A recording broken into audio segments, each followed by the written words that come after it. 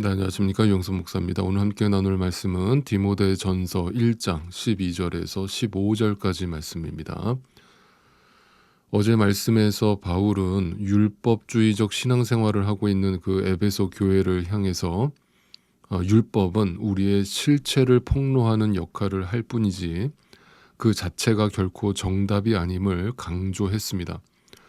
오직 은혜로만 선포된 그 복음만이 우리를 살리는 것임을 아주 분명하게 가르친 것입니다. 그러면서 그것을 건전한 교훈, 건강한 말씀이라고 불렀습니다. 그것이 자신이 이 복음을 선포할 임무를 맡은 이유라고 고백을 한 것입니다. 어떤 임무라고 고백을 한 것은 어떤 책임감이나 의무감에서 마지못해서 한다는 뜻이 아니라 본인 자신이 바로 그 율법에서 은혜로 옮겨진 경험을 했기 때문에 그 복음, 기쁜 소식이라는 것이 정말 얼마나 나에게 기쁜 소식인가를 몸소 경험했기 때문에 나도 모르게 자발적으로 나오는 헌신이고 또 사명이라는 사실을 고백한 것입니다. 여러분, 지금 이 디모데전서는 목회 서신이라고 말씀드렸습니다. 바울은 이 서신을 통해서 목회자들, 즉 교회 리더 된 자들에게 부탁을 하고 있는 것입니다. 제발 교회를 어떤 율법이 다스리는 어떤 인간적인 정죄와 또 인간적인 어떤 자랑이 난무하는 그런 모임으로 전락시키지 말고 복음, 즉 하나님의 은혜가 선포되는 그러한 거룩한 모임을 만들어 달라라고 당부를 하고 있는 것입니다.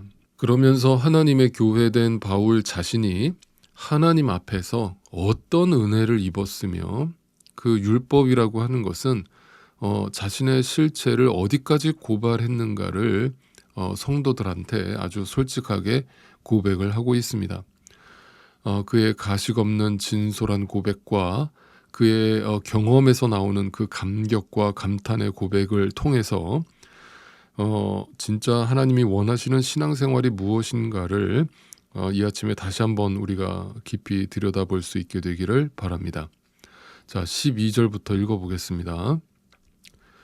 나는 나에게 능력을 주신 우리 주 그리스도 예수께 감사를 드립니다. 주님께서 나를 신실하게 여기셔서 나에게 이 직분을 맡겨주셨습니다.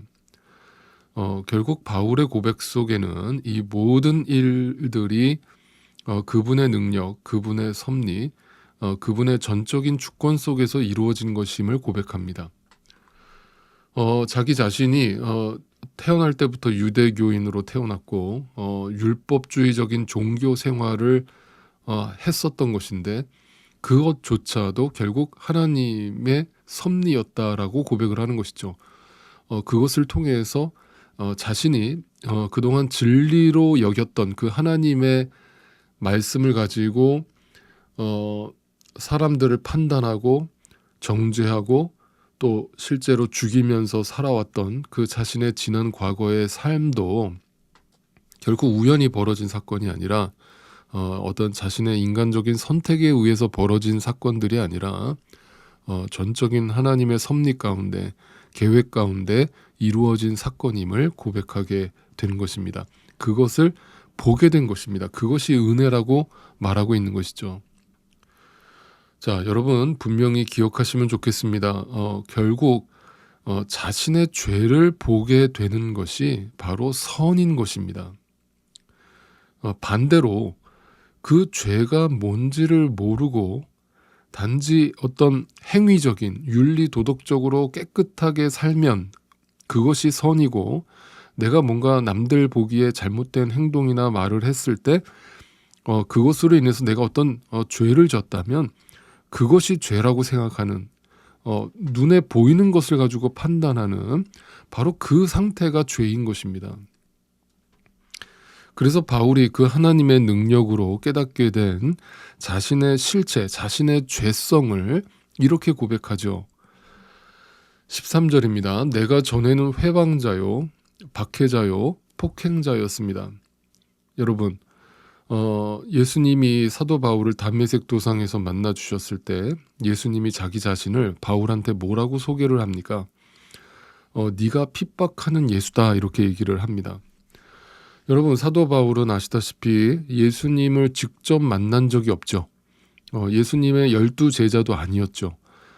그래서 바울은 예수님을 직접 핍박한 적도 없습니다. 예수님을 십자가에 못 박게 하기 위해서 가룟 유다처럼 예수님을 팔아넘긴 적도 없어요. 그런데 부활하신 예수님께서 그 바울을 찾아오셔서 네가 핍박하는 예수다라고 말씀하신 이유는 뭐겠습니까? 그동안 바울이 예수를 믿는 자들을 핍박했죠. 예수를 믿는 자들을 박해했죠. 폭행했죠. 죽였죠.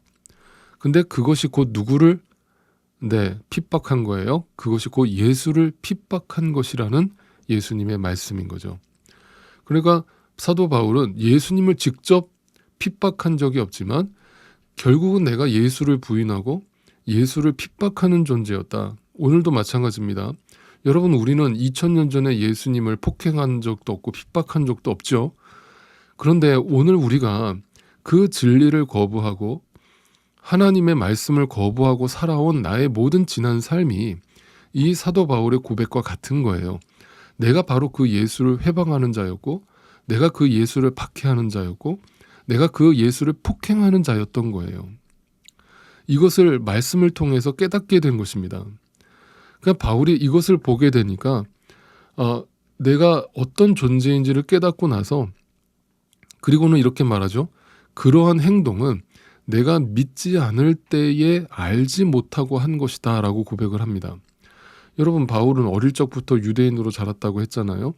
유대인으로 태어나서 할례를 받고 성경을 날마다 달달 외우면서 컸습니다. 그들은 누구보다 자신이 하나님을 잘 믿고 있다라고 생각을 했던 사람들이에요. 그런데 바울은 고백합니다. 내가 그동안 믿지 않았기 때문이다.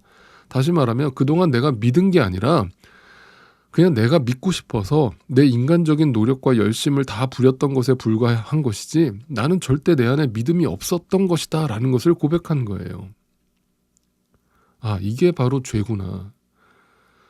믿음이 들어오면 내가 누구인지를 보게 되고 그리고 그 하나님이 누구이신지를 보게 되는데 결국 내가 믿으려고 하는 사람들은 내가 누구인지를 보지 못하는 거거든요.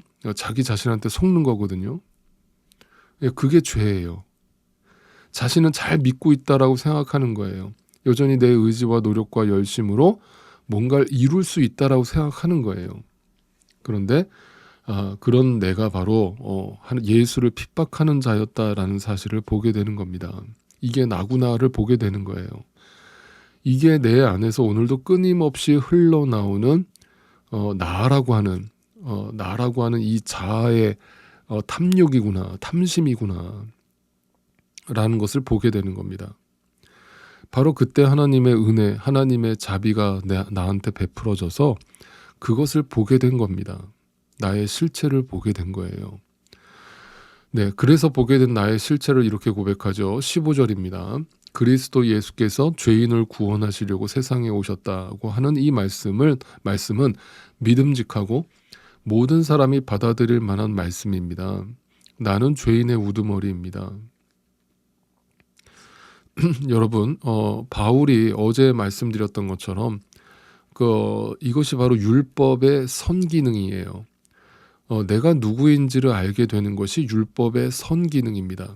반대로 율법의 역기능은 내가 지금 잘 믿고 있지, 나는 말씀을 잘 지키고 있지, 나는 날마다 주일 성수하고 날마다 새벽 기도하고 날마다 방언으로 기도하고 전도하고 11조 꼬박꼬박 바치고 교회에서 열심히 봉사하고 남들 열심히 돕고 그러므로 나는 지금 잘 믿고 있어. 나는 분명 구원받았을 거야 라고 생각하게 만드는 것, 그것이 바로 율법의 역기능이에요. 그것이 바로 바리새인이거든요. 여러분 우리가 바로 바리새인이에요. 그래서 어제 제가 말씀드렸듯이 예수님이 율법을 폐하러 온 것이 아니라 완성하러 오셨다라고 말씀하신 이유도 바로 이거인 거예요. 그 완성이라는 말이 무슨 뜻이냐면 예수님의 십자가를 통해서 그 율법이 완성된다는 뜻이거든요. 그 예수님의 십자가가 뭔데요? 죽는 거잖아요. 그것이 율법의 완성이라고요. 율법은 절대 나를 죽게 만들지 않거든요. 그 율법은 오히려 나를 강화하고 나를 포장하고 나를 자랑하게 만든단 말이에요. 그런데 그 율법의 완성은 결국 내가 그 율법을 온전히 지킬 수 없는 존재라는 사실을 깨닫게 하고 죽게 만드는 거예요. 네, 죄인으로 죽는 거예요. 네, 그것이 바로 예수님이 십자가에서 다 이루었다라고 말씀하신 거예요. 그게 율법의 완성인 겁니다. 여러분, 그래서 죽는 것이, 예수와 함께 십자가에 죽는 것이 거룩한 거예요. 그것이 생명입니다. 그것이 복이에요. 그래서 여러분, 오늘도 제가 여러분께 드릴 수 있는 말씀은 하나밖에 없어요. 날마다 주님 앞에서 자기를 부인하셔야 되는데, 아니, 더 정확하게 말씀드린다면 여러분, 하나님이 여러분을 부인당하게 만드실 거거든요.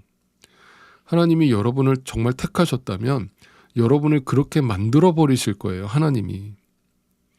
결코 이 눈에 보이는 가짜 세상에 빠져서 내 육신적인 어떤 안락이나 행복을 챙기면서 그것이 축복인 줄 알고 착각하면서 살도록 만드시지 않으실 거예요. 여러분이 정말 하나님이 선택하신 자녀라면. 결국 이 세상에서 망하고 실패하고 죽게 놔두실 거예요. 네, 그게 복이거든요. 그게 기독교거든요. 그렇게 저와 여러분은 날마다 죽고 또 죽고 죽다가 결국은 그 언약의 십자가에서 주님, 저는 아무것도 아니었네요. 제가 죄인의 우두머리였네요 하고 죽는 게 구원인 거예요. 예수님이 십자가에서 그렇게 죽으신 거고 우리를 보고 우리를 향해서 나를 따르라라고 지금도 말씀하고 계시는 겁니다. 네, 그런 죄인이 복음을 듣게 된 거거든요. 더 이상 뭘 자랑할 게 있고 더 이상 뭘 이 땅에서 애쓰고 나를 드러내려고 그렇게 시간과 에너지를 쓸 것이 남아 있습니까? 전도서를 다시 한번 읽어보세요. 하나님께 부름을 받은 자는요, 이 인생의 허무함을 보게 하시는 거거든요. 우리가 저 교회 밖에 있는 자들보다 더 뭔가 어떤 육신적인 악하고 못된 짓을 많이 해서 우리를 먼저 부르신 게 아니에요. 율법의 선기능으로서 저 세상 사람들은 지금 보지 못하고 있는 인간의 실체를 우리에게 먼저 보여주신 것 뿐이에요. 그리고 아무 말 없이 십자가에서 나를 위해 죽어버리신 겁니다. 거기서 다 이루신 것입니다. 이것을 깊이 깨닫는 자는 주님 앞에서 눈물밖에는 흘릴 것이 없는 거예요. 그 사랑을 아는 자는요, 그리고 나를 아는 자는요,